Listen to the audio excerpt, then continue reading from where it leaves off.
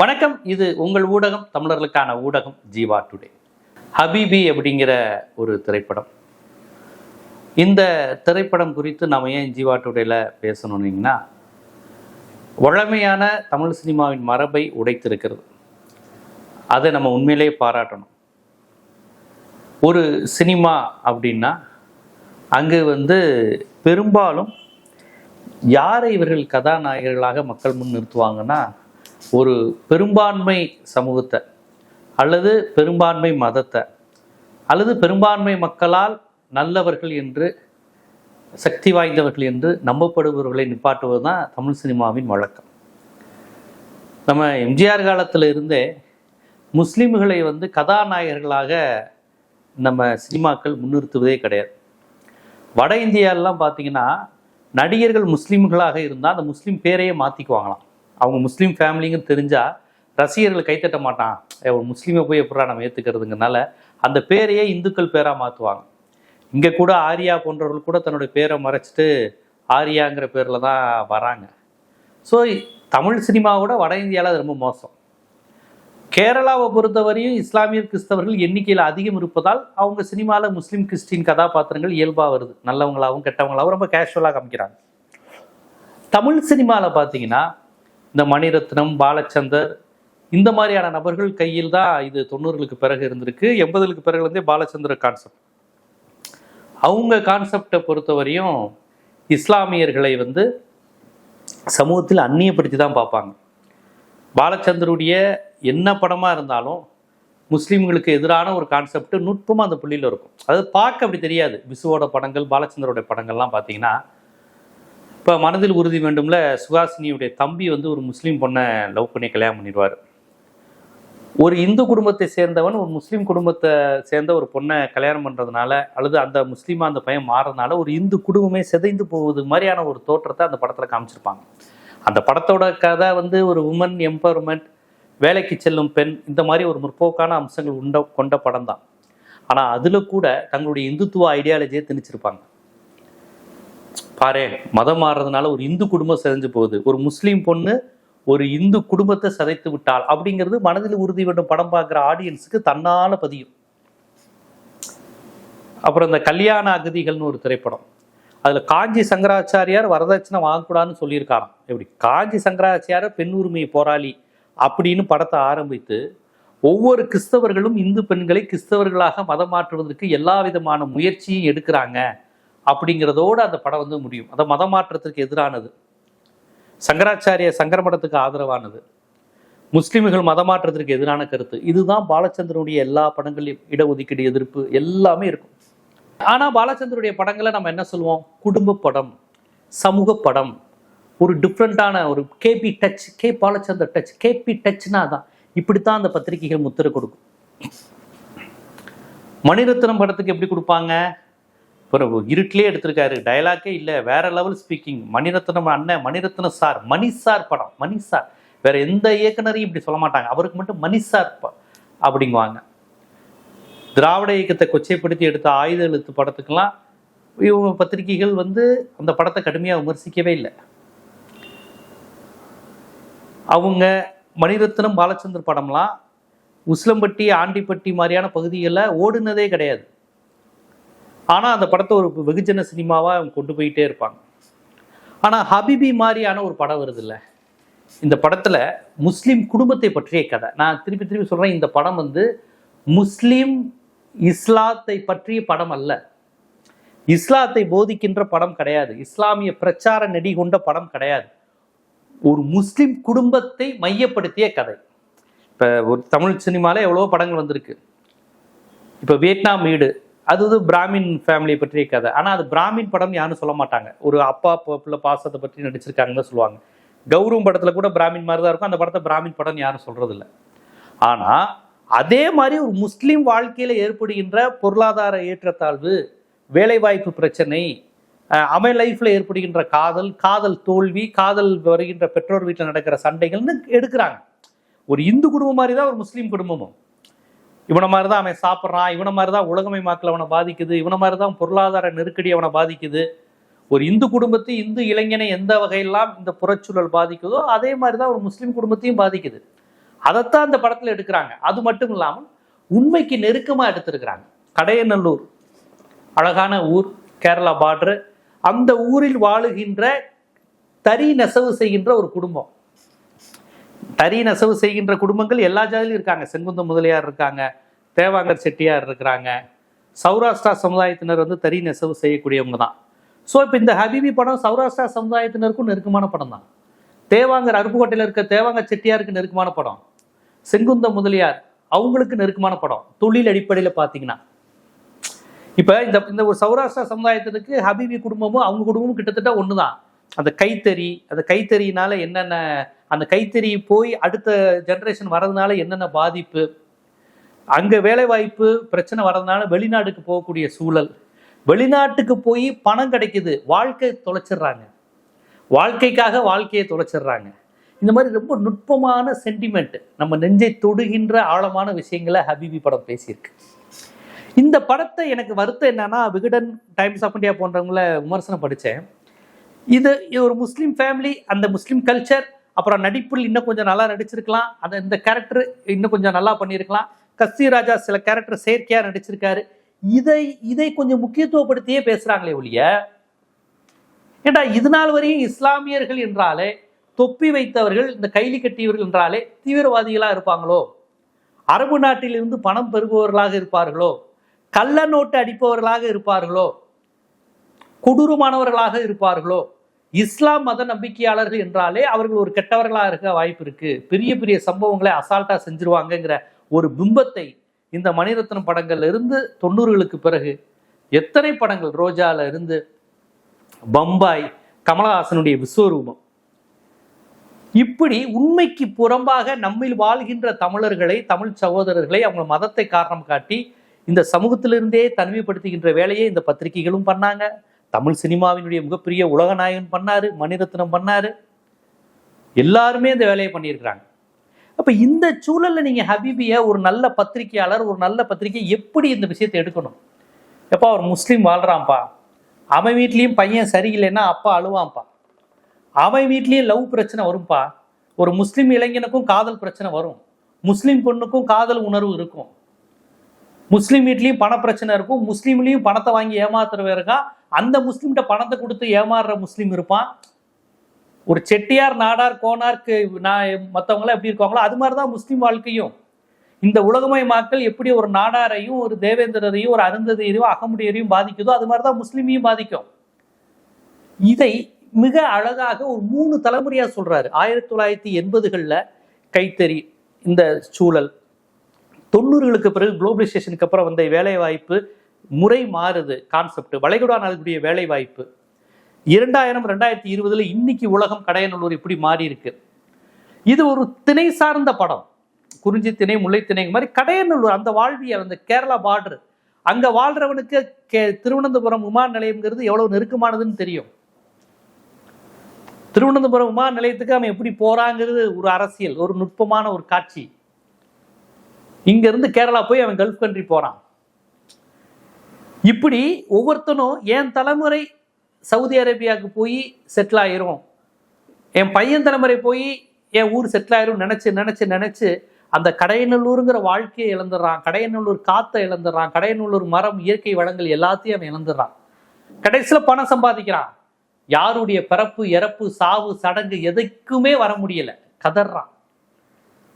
அதாவது முதல் தலைமுறையா தான் தம்பி அந்த யூசுப் அனுப்புறாரு, கடைசியில் யூசுப் மரணத்துக்கே அந்த தம்பியால வர முடியல, யாருடைய திருமண நிகழ்ச்சிக்கும் கலந்துக்க முடியல, எல்லாம் வீடியோ காலில் பார்க்குறாங்க. தொடக்கத்தில் இப்பயாவது வீடியோ கால், அந்த தொழில்நுட்ப வசதி இல்லாத 1980களில் கடிதங்கள், கேசட்டுகள் மூலம் பேசி அனுப்புறது, இது ஒரு விதமான காலகட்டத்தை காண்பிக்குது. இதை நீங்க எப்படி வெறுமனே முஸ்லிம்களை பத்தி பேசியிருக்கிறாங்கன்னு ஒற்றை வரியில கிடக்குறீங்க? வெளிநாட்டு வாழ்க்கைக்கும் தமிழர்களுக்கும் தொடர்பு இல்லையா? வெளிநாட்டு வாழ்க்கைக்கு இந்த உலகமயமாக்கலுக்கும் தொடர்பு இல்லையா? இந்த பொருளாதார நெருக்கடி, நடுவண் அரசினுடைய செயல்பாடுகள், பொருளாதார திட்டங்கள் நம்ம தமிழ்நாட்டை, தமிழர்களை, எல்லா மதத்தினரையும் சமூகத்தினரையும் பாதிக்குதுங்கிற அரசியல் இல்லையா? அந்த பையன் மாடிப்படி ஏறி போய் தான் காதலியை பார்க்க போய் மாட்டிக்கிறது, தன் காதலி மாட்டி விடக்கூடாதுங்கிறதுக்காக தன்னை திருடன் என்று பொய் சொல்லி அடி வாங்கிக்கிறது, இது ஒரு முஸ்லீம் ஆணுக்கு மட்டும்தான் நடக்குமா? ஸோ இந்த காதல், இந்த அன்பு, இந்த தாய்ப்பாசம், குடும்பத்துக்குள்ள நடக்கிற மதினி கொழுந்தியா ஈகோ இஷ்யூ, வெளிநாட்டுல இருந்து குடும்பத்தை பார்க்க முடியாதது, எவ்வளவு விஷயங்கள். இது வந்து எல்லார் வீட்லயும் நடக்கிறது தானே. ஆனா முஸ்லிம் குடும்பங்களை வந்து நம்ம எல்லாரும் தனிமையில அவங்க ஏதோ வேற நாட்டுக்காரங்கிற மாதிரி பாக்குற ஒரு தன்மை இருக்கு இல்லையா. இந்த மாதிரி படங்கள் வருடத்திற்கு ஒரு 4 படமாவது வந்தாதானே அது தன்மை ஒழியும் முஸ்லிம் அல்லாதவர்களிடம். ஒரு இந்து கிறிஸ்டினும் பார்க்கும்போது ஆமா அப்படின்னு. ஏன்னா யதார்த்தத்துல முஸ்லீம் ஒரு நாடாறு வன்னியரோட இணக்கமா தான் இருக்கிறாங்க. இவனோட சேர்ந்து அவன் டீ குடிக்கிறான், இவனோட சேர்ந்து அவன் சைட் அடிக்கிறான், இவனோட சேர்ந்து நல்லது கெட்டதுல கலந்துக்கிறான், இவனோட சேர்ந்து சினிமா பார்க்கறான், இவனோட சேர்ந்து படிக்கிறான், இவனோட சேர்ந்து அரசியல் கட்சியில் ஈடுபடுறான். இப்படித்தான் சராசரி முஸ்லீம் இருக்கிறாங்க. ஆனா படத்துல காமிக்கும் மட்டும் முஸ்லீமுக்கும் இந்துக்கும் சம்மந்தமே இல்லை. இவன் வேற மாதிரி தமிழ் பேசுறான், அவன் வேற மாதிரி வாழ்றான், அவங்களாம் வேற ஆளுக அப்படிங்கிற ஒரு பிம்பத்தை இந்த தமிழ் சினிமா கட்டமைச்சு வச்சிருக்கு. இந்த பிம்பத்தை உடைத்திருக்கிறது ஹபீபி. இப்படித்தான் சொல்லணும். இந்த படத்துல இஸ்லாமியர்களுக்கான உரிமை குறித்து ஒரு காட்சி கூட கிடையாது. இஸ்லாமியர்களுக்கான உரிமையோ, இஸ்லாமியர்கள் எண்ணிக்கை அடிப்பில் இடஒதுக்கீடு வேணும், இந்த மாதிரிலாம் கோரிக்கை வைக்கல. இஸ்லாமியர்களை இந்த இந்துத்துவம் ஒடுக்குதுன்னா வரல. பாஜக எதிர்ப்பு எதுவுமே அந்த படத்துல பேசல. ஒரு முஸ்லிம் குடும்பம் 3 தலைமுறையா அந்த நெசவு செய்யறாங்க, வெளிநாட்டுக்கு போறாங்க, அப்படி போயாவது செட்டில் ஆனாங்களா அப்படிங்கிற அந்த அரசியல். தான் காதலித்த காதலியை அந்த பள்ளி பருவத்தில் மிஸ் பண்ணிட்டான், திருப்பி பின்னாடி அந்த காதலியை சேர்றானா, இல்ல வீட்டுல இவனுக்கு பார்த்து வச்ச பொண்ணையே கல்யாணம் பண்ணிக்கிறானா, அவங்களுக்குள்ள என்னென்ன இஷ்யூ நடக்குது. வழக்கமா ஒரு இந்து குடும்பத்துல நடக்கிற அதே பிரச்சனைகள் தான். ஆனா முஸ்லிம்ஸ்ல வரதட்சணை பழக்கம் இல்ல, மகர் வாங்கக்கூடிய கல்ச்சர் இருக்குங்கிற அந்த மாதிரி சில அந்த இஸ்லாமிய நடைமுறைகளை காமிக்கிறாங்க. மற்றபடி இதே பிரச்சனை தான். பணம் கொடுத்தல் வாங்கல், கல்யாணம் லேட் ஆகுது, வயசாயிடுச்சுன்னா கல்யாணம் எவ்வளவு பெரிய பிரச்சனையா இருக்கும், குழந்தை இல்லைன்னா எப்படி பார்ப்பாங்க. இதெல்லாம் வழக்கமா இந்து குடும்பங்கள் நடக்கிற அதே பிரச்சனையை தான் இந்த படத்துலயும் முஸ்லீம்களும் வாழ்றாங்க அப்படிங்கிறத ஒரு கடையநல்லூருங்கிற ஒரு வாழ்வியல் திணையை எடுத்து அந்த இயக்குனர் வந்து பண்ணியிருக்கிறார். எனக்கு புரியல, இதை ஊடகங்கள் கொண்டாட கூட வேணாம். இதை வந்துகிட்டு கஸ்தூரி ராஜாவின் நடிப்பு கொஞ்சம் செயற்கையா இருக்குன்னு விகடன் எழுதுறாங்க. அப்புறம் ஏதோ முஸ்லிம்ஸ் இதை வந்து ஏதோ முஸ்லிம்ஸ் படம் அப்படிங்கிற மாதிரி சொல்றாங்க. பாலச்சந்தர் எடுத்த எல்லா படமுமே பிராமணர்களுக்கு இடஒதுக்கீடு இல்லை அப்படிங்கிற விஷயத்த மறைமுகமா சொல்ற படம் தான் பாலச்சந்தருடைய எல்லா படங்களுமே. அப்படியே அப்பட்டமா ரிசர்வ். வானமே இல்லை படத்துல அப்படி பாரதியாருக்கு கூட பிடிச்சிட்டு பேசுவாங்க, நீ உயர்ந்த ஜாதிக்காரன், உனக்கு இடஒதுக்கீடு கிடைச்சிருக்காதுல அப்படின்னு. அப்ப இந்த மாதிரி திட்டமிட்டு ப்ரோ பிராமின் கான்செப்ட், திராவிட இயக்கத்துக்கு எதிரான விஷம், இதைத்தான் விசு, பாலச்சந்தர், மணிரத்னம், கமலஹாசன் படங்கள் மறைமுகமாகவும் நேரடியாகவும் விதைத்து கொண்டே இருந்தது. அந்த படத்தை பார்த்து இது பிராமணிக்கல் படம், இது இந்துத்துவா படம், இது RSS படம் நீங்க என்னைக்கா பிராண்ட் பண்ணிருக்கீங்களா, முத்திரை குத்திருக்கீங்களா? ஆனா ஒரு முஸ்லீம் எந்த அரசியலும் பேசாம வாழ்வியலை அழகியலோடும் உணர்வோடும் யதார்த்தத்தோடும் பதிவு செஞ்சா முஸ்லிம்களை பற்றிய படம். முஸ்லிம்களை பற்றிய படம் இல்லை சார் அது. அந்த யூசுப்னு ஒரு குடும்பம் 3 தலைமுறையா என்ன அந்த என்ன மாற்றங்கள் இந்த உலக புறவய சூழல என்னென்ன மாற்றம் வருதோ அதுக்கு தகுந்த மாதிரி குடும்ப அமைப்பு எந்த அளவுக்கு சிதையுது அல்லது வளருது அல்லது அது பொருளாதாரத்தை சேர்த்துட்டு அவன் எதை வாழ்க்கையில இழந்திருக்காங்கிற ஒரு விஷயம்தான். 9ஆம் நோட்டுல மாதவ படையாச்சியாருக்கு இருந்த அதே மாதிரி கான்செப்ட் தான். ஆனா 9ஆம் நோட்டு படத்தை நம்ம யாருமே இந்து படம்னு சொல்றது இல்லை. ஆனா ஹபீபி படத்தை மட்டும் நம்ம ஏன் முஸ்லீம் படம் சொல்றோம்? இந்த புது புத்தியை தான் உடைக்கணும். புரியுதுங்களா? நம்மள மாதிரியே இருக்கக்கூடிய ஒரு சக மனிதனை அவன் முஸ்லீம் அப்படிங்கிறதுனாலேயே அவனை ஏதோ தனிமைப்படுத்தி, அதாவது நீங்க முஸ்லீம்னு ஒதுக்க வேணாம், அவங்க தனி அப்படின்னு நீங்க நினைக்கிறீங்க பாருங்க, அதுதான் இந்துத்துவத்தின் வெற்றி. அவங்க நம்மால இல்லை அப்படின்னு ஃபீல் பண்ண வைக்கிறீங்க. ஒரு பிராமின் படத்தை உங்க படம் நீங்க நம்புறீங்க, இடஒதுக்கீடுக்கு எதிரான ஒரு படத்தை உங்க படம் நீங்க நம்புறீங்க. ஆனா ஒரு இஸ்லாமியருடைய வாழ்வியலை லைஃப் ஸ்டைல இயல்பாக சொல்லக்கூடிய, அது இஸ்லாமியர் லைஃப் ஸ்டைல் கூட கிடையாது, நம்ம லைஃப் ஸ்டைல் தான், தொழுகிற மாதிரி காமிக்கிறாங்க. ஏன் இப்ப படங்களை சாமி கும்பிட்ற மாதிரி பட்டையை போடுற மாதிரி எத்தனையோ படங்கள் வந்திருக்கு. அதை இந்து படம் நம்ம சொல்றோமா? பொதுவான சினிமான்னு தானே சொல்றோம். அப்ப இஸ்லாமியருடைய மிகப்பெரிய போராட்டமே என்ன இருக்குன்னா, ஒரு தமிழன், நான் ஒரு தெலுங்கன், நான் ஒரு கன்னடன், இந்த பிராந்திய உணர்வுகளோடு அவர்களை இணைத்துக் கொள்வதே மிகப்பெரிய போராட்டமா இருக்கு. ஒரு கடைநல்லூர் தமிழனை நீ கடைநல்லூர் தமிழனா அங்கீகரிக்க மாட்டேங்கிற. ஏதோ முஸ்லிம்களுக்காண்டி முஸ்லிமை பத்தி அப்படி கிடையாது, லவ்வை பத்தி பேசியிருக்காங்க. லவ்ங்கிறது என்ன முஸ்லிம்களின் சொத்தா? காதல் பிரிவை பத்தி பேசியிருக்கிறாங்க. இதுல எங்க இஸ்லாம் இருக்கு? இதுக்கும் இஸ்லாத்துக்கு என்ன சம்பந்தம்? அப்பா பையன், கடன் பிரச்சனை, திருமணம், சொந்த வீடை விற்கிறது, இந்த சென்டிமெண்ட், இந்த ஃபீலிங்கை பத்தி பேசியிருக்கிறாங்க. இதுல எங்க இஸ்லாம் வாழ்வியல் வருது? அப்போ ஒரு யதார்த்தமா ஒரு படத்தை எடுத்தா கூட அதை முஸ்லிம்ஸ் படம்ங்கிற மாதிரியான பிராண்ட் பண்றது ஆனா முஸ்லீம்களை தீவிரவாதியா காமிக்கிற படத்தை யதார்த்தமான படம் என்று சொல்வது, இந்த எண்ணத்தை தான் மாத்தணும். அதனாலதான் ஹபீபி படத்தை விகடன்லாம் எப்படி இருக்குன்னு நான் பார்த்தேன். விகடன்ல இந்த கான்செப்டுக்குள்ளேயே வரல. அப்படியே இந்த இன்னும் பண்ணிருக்கலாம், இன்னும் கொஞ்சம் கமர்ஷியலா இருந்திருக்கலாம், இப்படியே பேசுறாங்க. மணிரத்னமும் பாலச்சந்திரனும் எடுத்த எந்த படமும் கமர்ஷியல் கிட்டே கிடையாது. ஒரு 5-6 படத்தை தவிர, அக்னி சந்திரன், தளபதி ரஜினிக்காக, நாயகன் இளையராஜாவுக்காக, மௌன ராகம், அப்புறம் கடைசி அலைபாயுதே, இதெல்லாம் தான் ஓரளவு ஏபிசி 3 சென்டர்லையும் நல்லா ஓடின படங்கள்.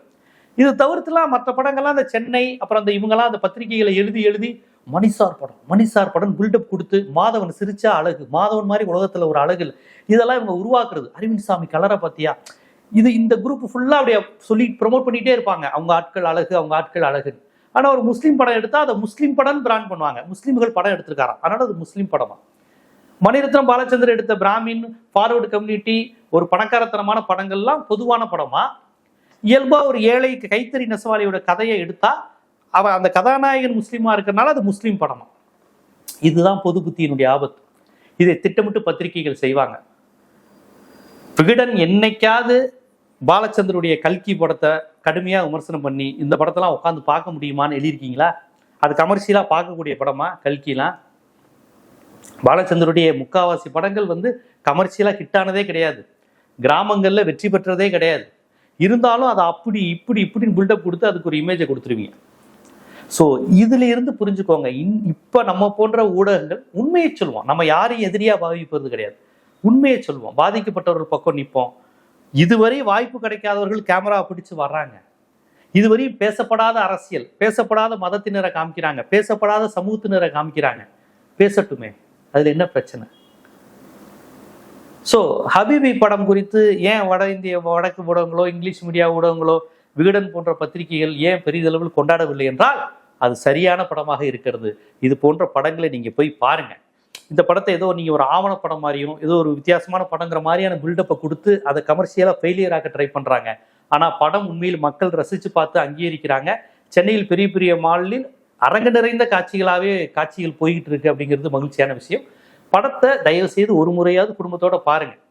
அந்த ஒரு புருஷனை பிரிஞ்சு பொண்டாட்டி கைத்தறி நெசவு செய்யும் போது அந்த டேப்ல ஓடுது, கப்பலுக்கு போன மச்சா அப்படிங்கிற அந்த பாட்டு இருக்குல்ல, அதெல்லாம் நீங்க எப்படி முஸ்லீமோட வேதனை மட்டும் இல்ல, புருஷன் பொண்டாட்டி பிரிந்து இருக்கும்போது வரக்கூடிய வேதனையை வெளிப்படுத்தக்கூடிய அழகான பாடல் இல்லையா? இது எப்படி நீங்க முஸ்லீம் பாட்டுன்னு சொல்லுவீங்க? அதுல என்ன இஸ்லாம் கருத்தா இருக்கு? கப்பலுக்கு போன மச்சான் பாட்டுல ஹதீஸுகளையும் பகியை பத்தியுமா பேசியிருக்கு? இன்னும் சொல்ல போனா இஸ்லாம்லயே ஒரு குரூப் நீங்க முஸ்லிம்கள் படத்தையே எடுக்கக்கூடாது, இது ஹராம்னு சொல்ல, அது ஒரு பக்கம் இருக்கு. இன்னொரு பக்கம் ஆன்டி முஸ்லிம் கான்செப்ட் உடையவங்க எப்படியாவது இந்த மையத்திரல்ல இஸ்லாமியர்கள் வந்துவிடக்கூடாதுங்கிற பதட்டமும் இருக்கு. ஸோ இந்த வகையில தான் நான் ஹபீபி படத்தை பார்க்குறேன். எவ்வளவோ படத்தை போய் சும்மா பார்க்குறாங்க. இது ஒரு தமிழர்கள் வாழ்வியலை சார்ந்த, கடையநல்லூருங்கிற நம்ம ஊர் பகுதியை சார்ந்த, வளைகுடா நாடில் வாழ்கின்ற தமிழர்கள் சார்ந்த ஒரு கதையை ஒரு இயக்குனர் எடுத்து இந்த முயற்சிக்கே பாராட்டணும், அப்படி யோசிக்கிறதுக்கே. ஸோ கண்டிப்பாக இந்த மாதிரியான படங்கள்ல ஆதரவு தாங்க. நேரில் போய் இந்த மாதிரி படங்கள்ல அது பேசின அரசியல் பாருங்க. நெஞ்சு உருகிய அழுகிற மாதிரி காட்சி இருக்கு, நல்லா ரசிக்கிற காதல் காட்சிகள் இருக்கு, செயற்கையான நகைச்சுவை இருக்காது, இரட்டை அர்த்த வசனம் இருக்காது, ஆபாசம் இருக்காது, ஆண் பெண் கட்டிப்பிடிச்சு உருள்ற மாதிரியான அருவருப்பான காட்சிகள், அவுத்து போட்டு ஆடுற இந்த மாதிரியான எந்த கேடுகட்டத்தனமும் இருக்காது. குடும்பத்தோட போய் இந்த மாதிரியான முயற்சிகளுக்கு வரவேற்பு தாங்க. பார்த்துட்டு வேறு சில மாற்று கருத்துக்கள் சொல்லலாம், லாஜிக்கா அது உடைக்குது, இது இடிக்குது, அந்த பொண்ணு பையனும் பேசுற சண்டைகள், அந்த கல்யாணம் நின்று போகும், அது அந்த மாதிரி விஷயத்துல இவங்க பண்ணதான தப்பு, அது இந்த மாதிரிலாம் கூட பேசலாம். எனக்கெல்லாம் கூட அந்த முதல் காதலியோட கல்யாணம் பண்ற மாதிரி முடிக்கிற மாதிரி நிக்காவோட அந்த கதையை முடிச்சிருக்கலாமேன்னு கூட எனக்கு தோணுது. ஏன் குலா கொடுத்ததோட டைவர்ஸ்ன்னு சொன்னதோட முடிக்கிறீங்க, நிக்காவோட முடிங்க. அந்த மாதிரிலாம் நம்ம பேசுற விஷயங்கள் இருக்கு. ரொம்ப எஸ்தட்டிக்ஸான அழகியல் காட்சிகள் இருக்கு. 20 வருஷமா அந்த பொண்ணோட வாய்ஸை கேட்காமலே ஒருத்தன் காதலிச்சிருப்பான். அந்த பொண்ணோட குரலையே கேட்டிருக்க மாட்டான். கடைசி காட்சியில தான் அந்த வாய்ஸை கேட்டு உன் வாய்ஸ் நல்லா இருக்குமா, அப்போதான் நமக்கு புரியும், ஆமா அந்த பொண்ணு பேசவே இல்லை, அந்த பொண்ணு பேசவே பேசாது படம் முழுக்க. ஆனா அந்த பொண்ணு நம்மகிட்ட பேசியிருக்கோம், அந்த பொண்ணோட கண்ணு நம்ம பேசியிருக்கோம், அந்த பொண்ணுடைய உணர்வு, அந்த பொண்ணுடைய பாடி லாங்குவேஜ் நம்மகிட்ட பேசிக்கிட்டே இருக்கும். இந்த மாதிரி ரொம்ப அழகான நுட்பமான காட்சிகள்லாம் இருக்கு படத்துல. நல்ல முயற்சி. இயக்குனர் மீரா கதிரவனுக்கு வாழ்த்துக்கள். உங்கள் முயற்சி வெற்றி பெற வேண்டும் என்ற நோக்கத்தோடு தான் இந்த ஜீவா டுவெட்டியினுடைய இந்த காணொலி. இது போன்ற அரசியல், சமூகம், சினிமா, பொருளாதாரம், சட்டம் போன்ற பல்வேறு விழிப்புணர்வு காணொளிகள் உங்களை வந்து சேருவதற்கு ஜீவா டுடே சேனலை சப்ஸ்கிரைப் பண்ணுங்க, ஆதரவு தாங்க. நன்றி.